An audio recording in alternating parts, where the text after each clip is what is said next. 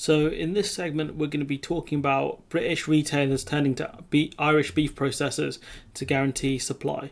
So this essentially means like British retailers are giving up on British, farms, etc., to process the meat that we're going to eat in the country and rely more on the Irish, which Ireland is quite a big agricultural power in itself, but for GB to be in this position is very embarrassing. I would say, considering the country never was in this situation really before, to be so reliant on other countries to kind of supply us with food more than we were before. I think Britain imports around 60% of our food anyways. I mean, I wonder if that's going to go up to like, say, I don't know, 65 or 70%, which is crazy to be so reliant on other countries that you've really ticked off. Anyways, across the water, the British industry is still trying to grapple with huge issues around labour shortages in factories, a shortage of lorry drivers, and issues around the supply of CO2 gas. Within about a couple of sentences, they've summed up some of the key issues around the UK, not to mention the fact that the energy prices are going really high, so a lot of these kind of factories, etc., are going to struggle just to keep the lights on. Which is used in packaging to prolong the shelf life of meat products. Didn't know that about CO2 until it became a crisis.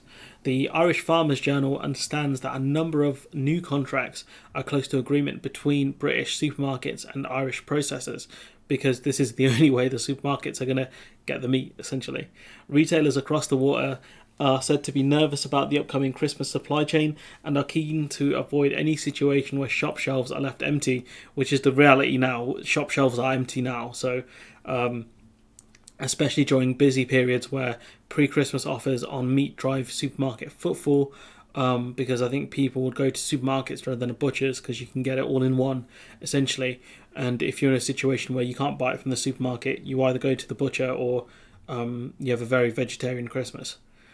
Anyways, research has shown that beef is a major driver for, I've mentioned that, with processors locked into supermarket contracts, they will be eager to guarantee their own supply of finished cattle in the run-up to Christmas. So by the sounds of it, it sounds like they're going to buy either live animals from Ireland to be processed here, or they're going to be slaughtered in, say, Ireland and then brought over here, and they'll finish all the cuts and things like that in the UK, by the sounds of it.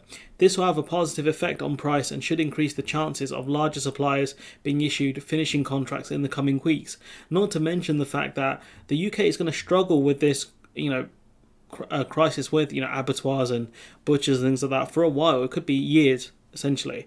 And so these Irish companies will change so that we're importing more and more beef and meats from Ireland and other EU countries, especially since the UK won't do import checks for a long time now because we don't have the facilities to do it. So for as long as that border kind of remains open from the EU to GB, what that means is we're going to be very reliant on kind of Irish and maybe French processors to deliver us the meats that we need, because the UK simply cannot do it on our own. We can't, and that's the situation we face now. But anyways, I'm going to leave it there. Let me know what you think in the comments below. Like, comment, share, subscribe, and hopefully I'll see you in the next one.